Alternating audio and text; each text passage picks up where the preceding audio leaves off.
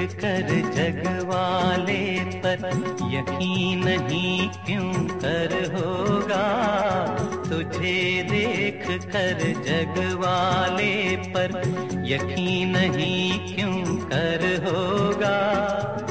जिसकी रचना इतनी सुंदर वो कितना सुंदर होगा, वो कितना सुंदर होगा। ओ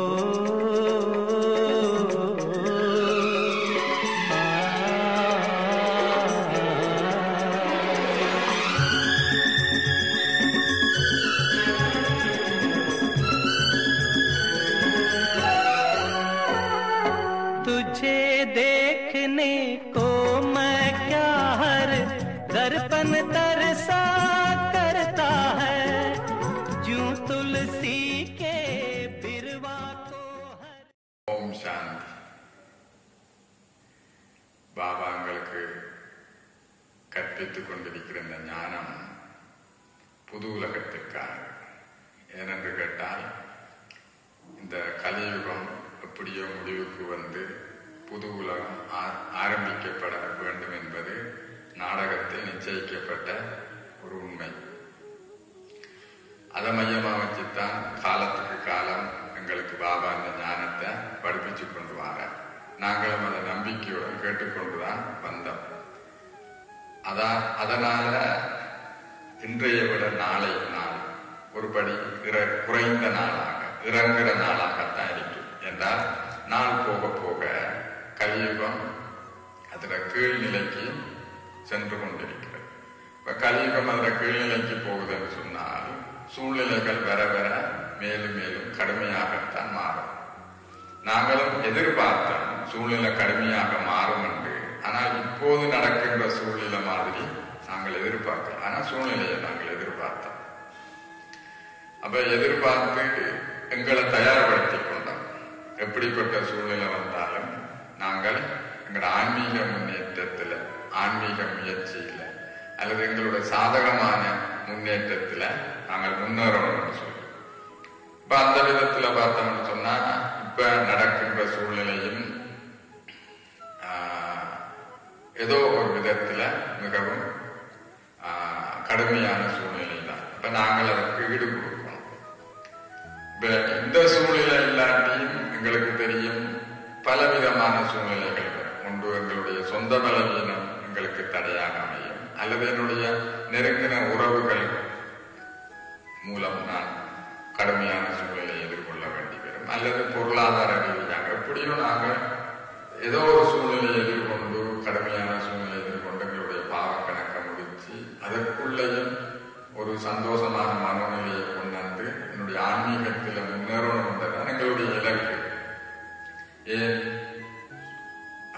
கலியுகம் எப்பவுமே அதுல ஆறு நரகத்தை நோக்கித்தான் போகுமே ஒழிய அது நல்ல நிலைக்கு ஒருபோதும் வராது. எப்ப நல்ல நிலை வரும் இருக்கிறது, இந்த கலியுகம் அழிஞ்சு புதுகுலம் எப்ப ஸ்தாபிக்கப்படுதோ அப்பதான் ஒரு நல்ல நிலை அல்லது நல்ல உலகம் வரும். அது வரைக்கும் நாங்கள் எப்படியோ சூழ்நிலைகளை எதிர்கொண்டுதான் ஆகும். ஆனால் எங்களுக்கு பாபா கற்பித்த சூழ்நிலையை எதிர்கொள்வதற்கு மிகச்சிறந்த வழி என்னுடைய யோக சக்தி. இந்த யோக சக்தியில எவ்வளவுக்கு நாங்கள் தெளிவாகிறோமோ அந்த அளவுக்கு எப்படிப்பட்ட சூழ்நிலையையும் எங்களால் சாதகமாக அணுக முடியும்.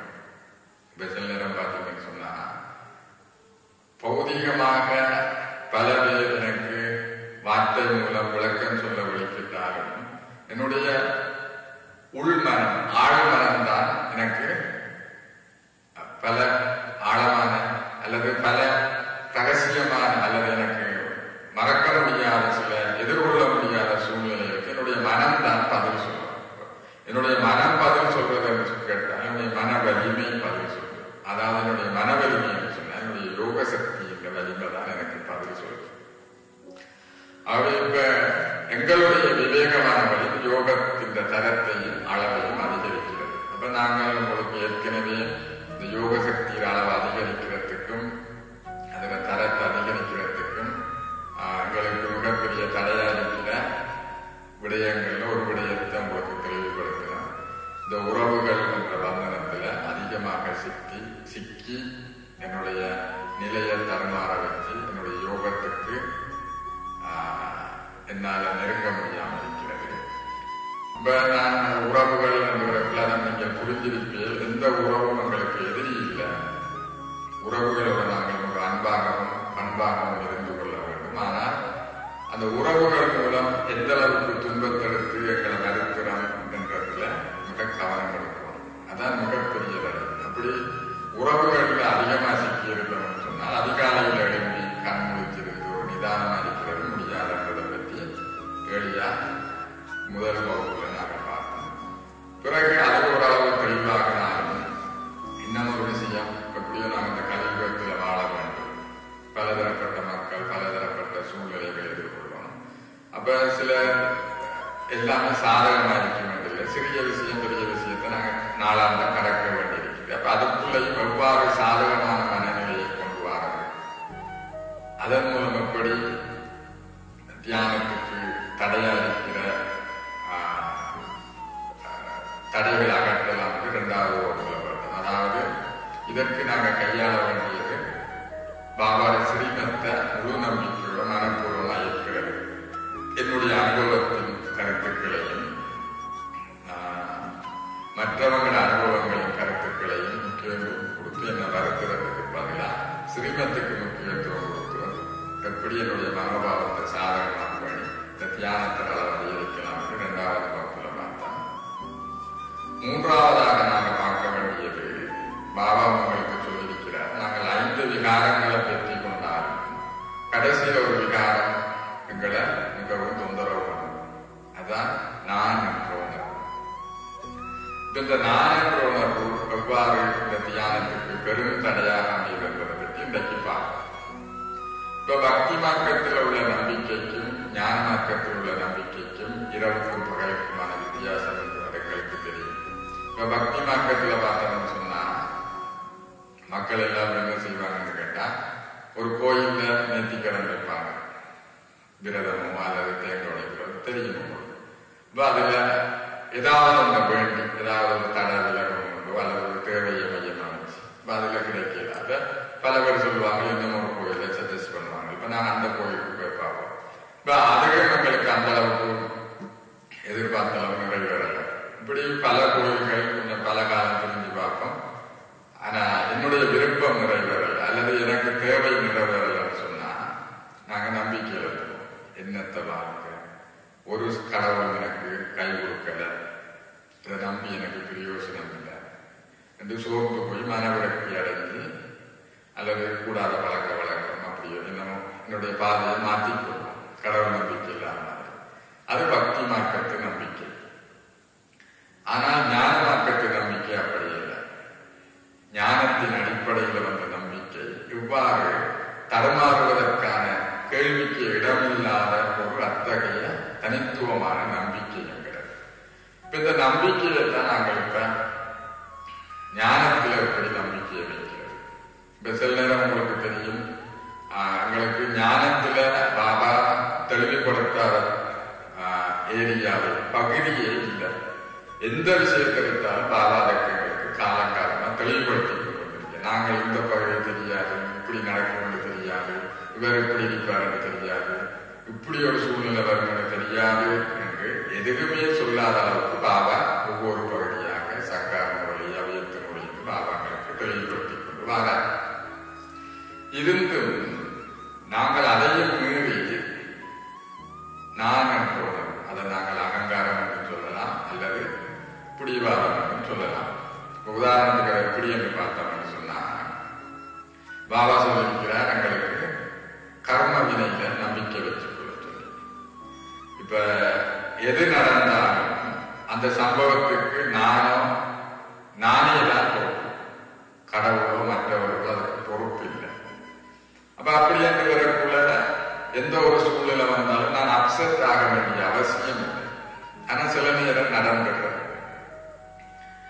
திடீரென்றாப்புல ஓப்பாடு, திடீரென்றாப்புல குழம்பிடும், திடீரென்றாப்புல விரக்தி அடைஞ்சிடும். அப்ப என்ன காரணம் என்று கேட்டா, நான் கர்ம வினையை ஏற்றுக்கொள்வதற்கு பதிலாக நான்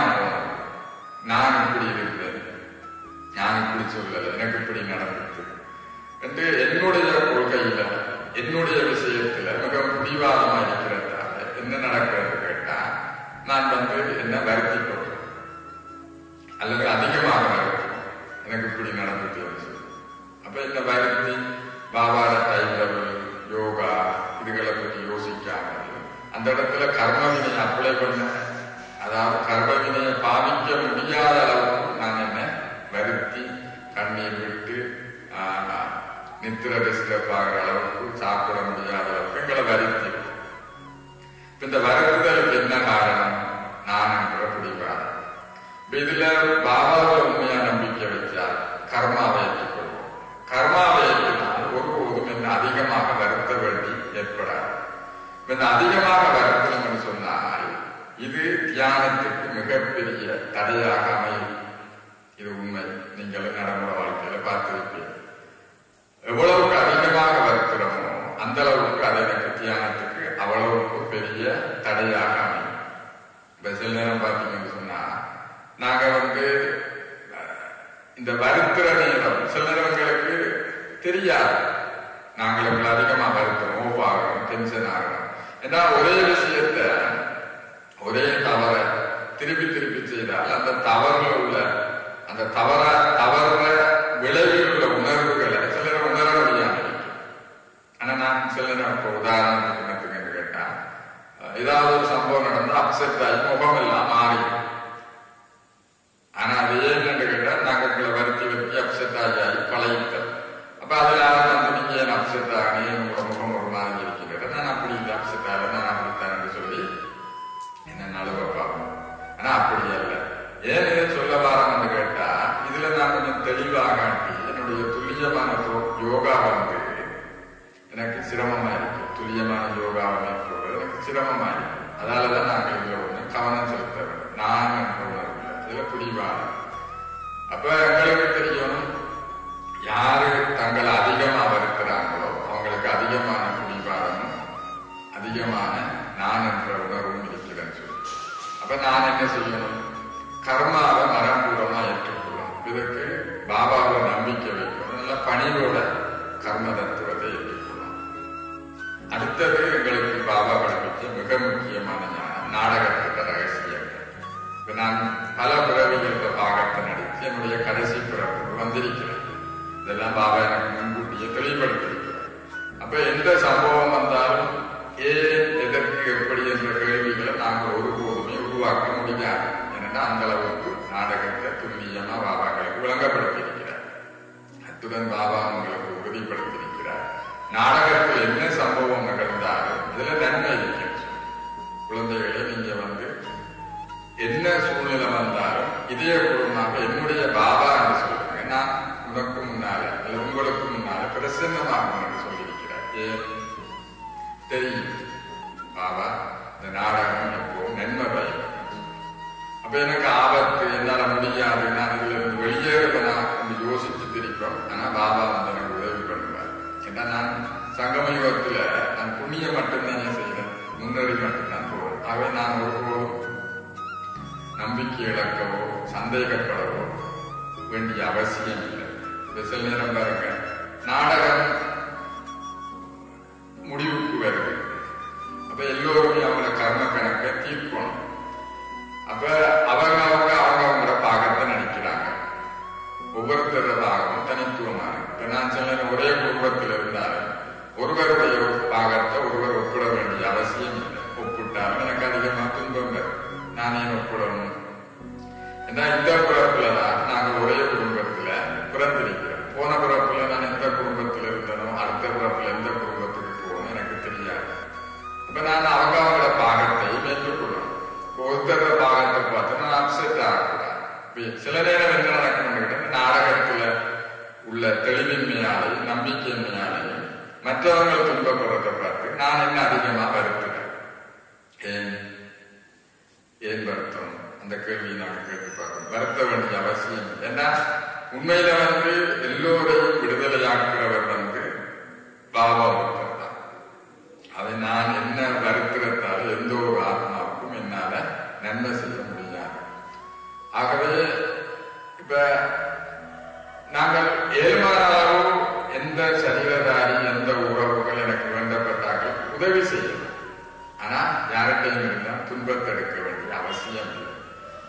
அவை இந்த மாதிரி எங்களுக்கு இயல்பான அளவு கர்ம தத்துவத்தையும் நாடகத்தின் ரகசியத்தையும் நாடகத்தின் ஞானத்தையும் நம்பிக்கையோட பயன்படுத்துறதன் மூலம் நான் என்ன இருக்கிறது, என்ன வருகிறது, என்ன பாரமாக்குறது, என்ன விடுவிக்கலாம். எந்த அளவுக்கு நான் லேசாகிறேன், இந்த ஞானத்தை எந்த அளவுக்கு பயன்படுத்துகிறேன், அந்த அளவுக்கு நான் லேசாகிற அளவுக்கு எனக்கு தியானத்தின் அனுபவத்தை அதிகரிக்கிறது லேசாக அல்லது அளவு அதிகமாக. ஆகவே எவ்வளவுக்கு என்னுடைய இலகுத்தன்மையை நான் அதிகரித்துக் கொண்டு போகணும், அந்த அளவுக்கு என்னுடைய யோகத்தின் துல்லிய தன்மையை அதிகரிக்க முடியும். இப்ப ஜோதி பாருங்க, இப்ப எனக்கு தியானம் செய்து கொண்டு இருக்கிறேன், 2 மணித்தியாலம் ஒரு இடத்துல இருக்கிறேன். அப்ப ஒரு இடத்தை விட்டு எனக்கு நீண்ட நேரம் இருக்க முடியல, இந்த இடத்தை விட்டு எழுதிட்டு போனாதான் கொஞ்சம் ரிலாக்ஸ், கொஞ்சம் லேசாகலாம் போல இருந்தா அப்ப என்ன நடக்குது எனக்குள்ள? அவ இந்த ஏதோ நாங்கள் நாடகம் கர்மா நாடகத்தை பாவிச்சு என்ன லேசாக்குறதுக்கு பதிலாக என்ன துன்புறுத்துறேன், அதாவது என்ன வருத்துறேன். இந்த வருத்துறதான் நாங்கள் அழுத்தம் சொல்றோம். அதாவது எனக்கு ஒரு மாற்றம் வேணும் என்ற நிலை என்ன வருத்துகின்ற ஒரு நிலை. ஏன் வருத்துறேன்னு கேட்டா நாடகத்திற ஞானத்தை கர்மாவை பயன்படுத்தாம என்ன வருத்துறேன். இப்ப அந்த வருத்தி போற நேரம் எனக்கு அழுத்தம் கொண்டு உருவாகும். அப்ப நான் இந்த ஒரு இடத்துல 1 மணித்தியாலம் 2 மணித்தியாலம் போற நேரம் அந்த இடத்தை விட்டு என்ன அப்புறப்படுத்த யோசிப்பேன். அல்லது ஏலாட்டி கொஞ்சம் வயதானவங்களா இருந்தா கண்ண மூடி நித்திரையா அந்த இடத்தை விட்டு அகலும். அப்ப அதுலயும் பாத்தீங்கன்னு சொன்னா நான் என்ன பாரமாக்குறேன், என்ன இருக்கிறேன். அந்த என்ன இருக்கிறேன்றதுக்கு காரணம் என்னன்னு கேட்டா நான் என்ற உணர்வு. நான் என்ற உணர்வுக்கு காரணம் எனக்கு கர்மாவிலையும் நாடகத்திலையும் முழுமையான நம்பிக்கை இல்லை. இருந்தா ஒருபோதுமே நான் என்ன வருத்த வேண்டிய அவசியம் இல்லை. அதோட பாபா சொல்லியிருக்கிறதனை உலகமே எதிர்த்து நின்றாலும் குழந்தாய் நான் உன்னுடன் இருக்கிறேன்.